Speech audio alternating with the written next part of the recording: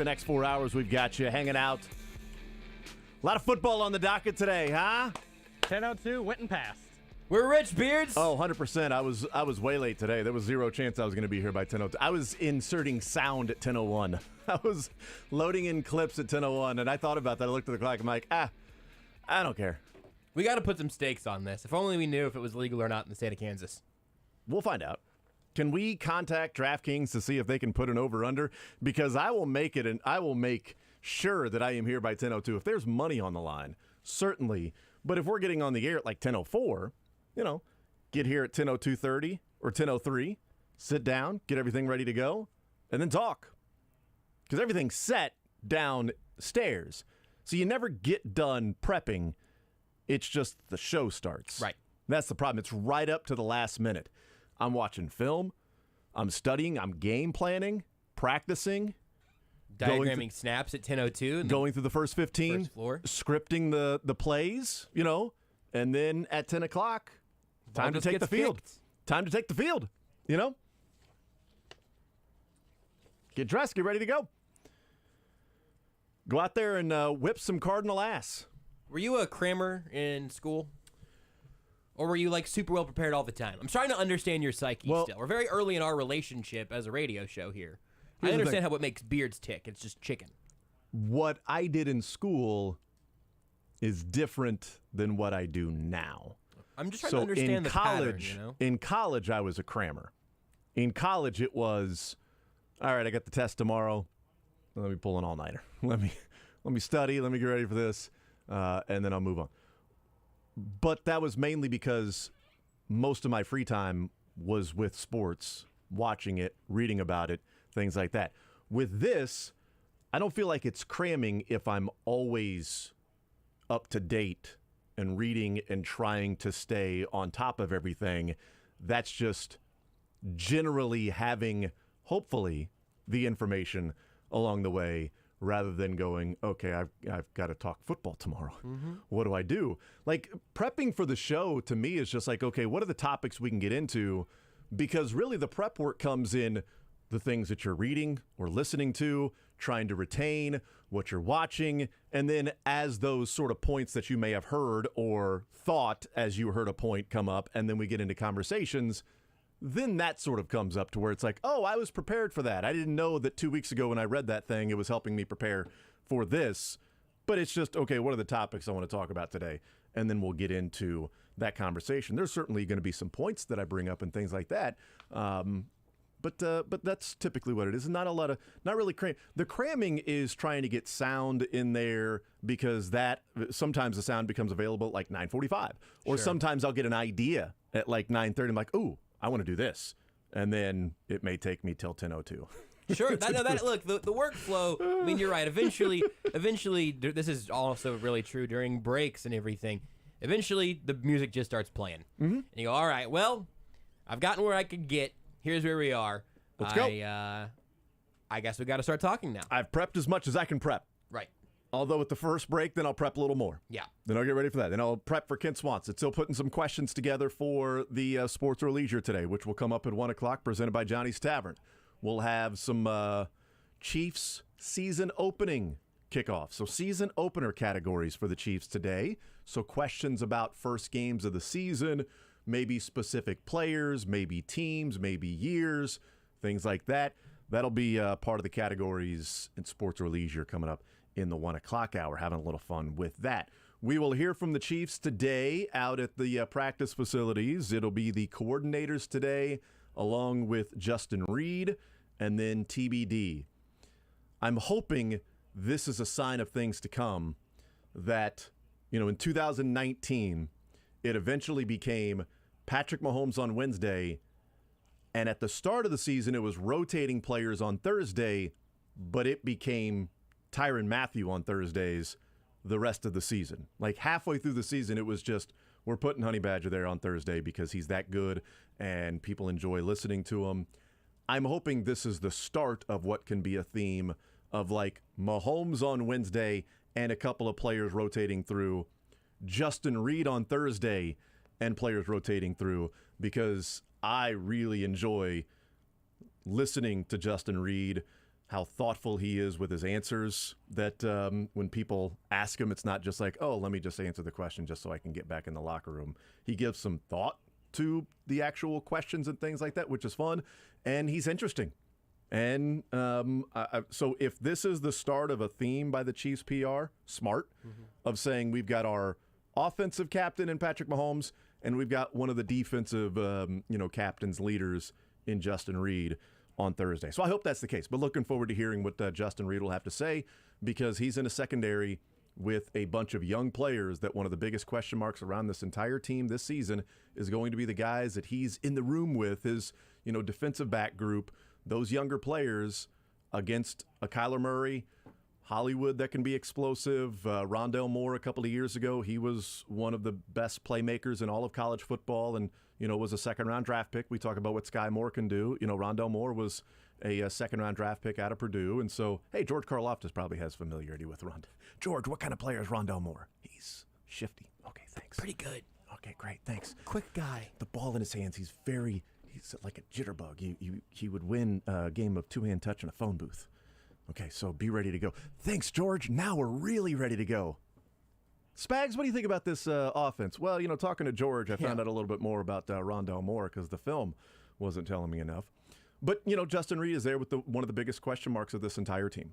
Obviously, the conversation about wide receivers that has been had ad nauseum almost every day since Tyreek Hill was traded, and the youngsters in the secondary that I feel like it's a consensus, but, there may be others out there that are more confident. I feel like it's a consensus of there's an expectation that growing pains will be had along the way. This is not going to be a perfect defense that hits the ground running, that just because they're fast and they are athletic and rangy and they're violent at the point of contact and they want to come up and make tackles, that it's just going to be a bunch of guys that have played together for 4 or 5 years, that there's going to be some growing pains, there's going to be some issues, there's going to be some frustration at times of, how does that happen along the way? I think that's understood and accepted with this defense. The hope is that by the end of the year, those things go away and it looks like 2019 when it was more of a slow burn for Spags' defense to really start humming and going. Justin Reid is one of the captains of the defense and the biggest question about what the season is going to be. So we'll find out. He's new to the defense. McDuffie, Williams, Watson, Cook, those guys specifically. Out of the 10 guys in the secondary, you've got 4 guys with Lamons, 4 of the 10 that have been in the system a year ago, and Lamons really isn't going to play, so 9, so 4 of the 9. You got 5 newcomers in the secondary, and you're going to be facing off against some teams that are going to be throwing the football, man, right out of the gates, right ready to go. Arizona, they're going to want to throw the football with Kingsbury. Chargers, Herbert, 2 different wide receivers that they're paying $20 million to. They're going to want to throw. The Colts, I know they got Jonathan Taylor, but they bring in Matt Ryan for a reason. So offensively is a little scarier than what it was. Bucks, Brady, those receivers, yeah. Raiders, Devontae Adams, Bills. First 6 games, that secondary is going to be tested, man. First 6 games, it's going to be interesting. So we'll hear from Justin Reid, the coordinators. Kent Swanson will be our guest coming up an hour from now. KC Sports Network, KC Laboratory Podcast. And he will probably have a day of reckoning with the Javelin, Guidry. But I will have even more of a hat in hand with the fact that I stole his glory in the media game and missed a wide open goal. And Kent was there that would have put it in the back of the net and we would have won. So I'll do more of the groveling and the apologizing to Kent than he will just for helping us out. Being on brand yesterday. We got the pronunciation of the name right. Then we got it wrong. Then we went back to getting it right. That was perfectly on brand. If we just simply said Javelin Guidry, we wouldn't have had nearly as much fun yesterday with that name. We hit it in the bullseye. And then Kent pulled it out of the bullseye and stuck it in the grass, and then we took it back out and stuck it back in the bullseye, and now there's just sort of a real energy in the air with you and Kent Hope you guys can smooth over all this. We're going to try to do that. 913-912-4810. Text says, try hard is far superior to, I don't care to tackle today. Yeah, I mean, there's no question that, we talked last year throughout the season of business decisions that were being made by Chiefs defenders. It's unfortunate. It's frustrating. It's honestly just infuriating at times to watch that. Guys that are making that much money and making business decisions as to, I'm not sure I want to tackle right here. And that goes into I don't think the run it back tour was a mistake. They made it to the Super Bowl, and they were ravaged by injuries on the offensive line. Nothing you can do with that. I know that people talked about, Brett Veach is going to try to, make the offensive line that much better. And he did. But the issue with Brett Veach in the offensive line the year before was that he didn't have 10 stud players. Okay? This offensive line, if it goes through the same mash unit of injuries, is going to look like it did at the end of the year of that 2020 season. That would be unfortunate. But it's not for a lack of putting things together and having those things in place and then trying to, as much as you can, plan for injuries. But it's a salary-capped league, okay? You can't just go out there and outspend teams and spend $200, $300, $400 million and have all these different depth pieces. It doesn't work that way. So that run it back tour, perfectly fine with. But there is an element of being hungry and having the players that are trying to earn it and are trying to make their name and position themselves with their spot in the NFL, as opposed to being there and having the ring already. And I think that's a good portion of what this team is this year. That, yes, they're playing for the Chiefs. That's the third betting favorite in the NFL. I'd have to look at it. But second betting favorite in the AFC to win the Super Bowl. But they haven't done it. They haven't been in the Super Bowl, a lot of these players. It was a couple of years ago. There's a lot of turnover. So how do they come out and look coming up on Sunday? So we'll talk with Ken Swanson, KC Sports Network, KC Laboratory Podcast coming up at 11 o'clock. Again, 913-912-4810. Text says, why does Jason never pronounce the first R in forward? Forward. Forward? Yeah, you're a forward guy. Forward? I think you are a forward guy. Forward? Yeah. Forward? Moving forward? I'll add that to the bingo. The spelling bee on the Shot Clock reviews right. and see how you would spell the word forward. FOHWERD. There you go. Got it Forward. in one. Forward. Fo. Never knew that. Now, I will make a point to always pronounce the R. Forward. Onward, upward, forward. Is this going to be like you saying you were going to get in at 10:02 this morning? No, that's different. I was aware that I wasn't doing that. It'd be if I was aware of forward and going, you know what? Bleep it. Forward. Fo. Fee-fi fo word.